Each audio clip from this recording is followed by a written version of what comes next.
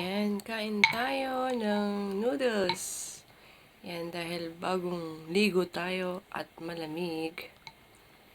Yan, so, instead na rice ang ating kakainin, noodles ang ating kakainin. Yan.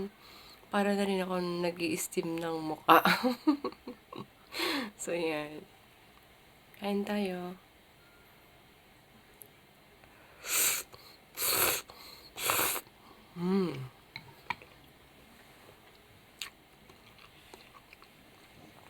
Sarap.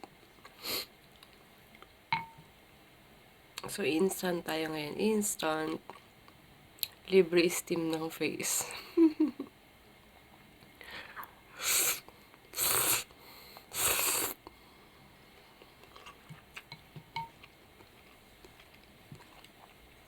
So, yan. Kanyang kumain ng ano dito.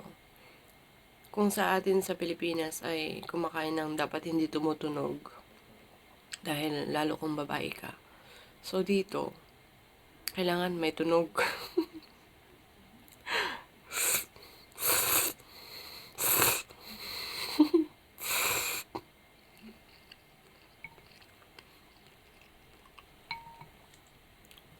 So, yan, nilagyan ko din ng egg.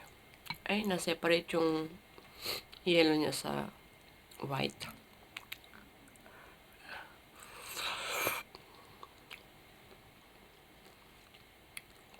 Sarap.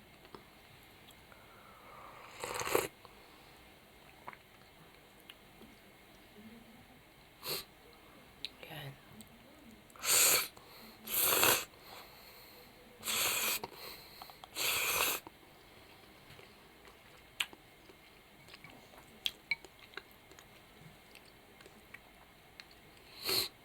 Yan.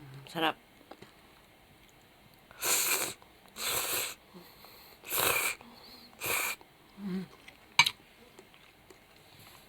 Thanks for watching.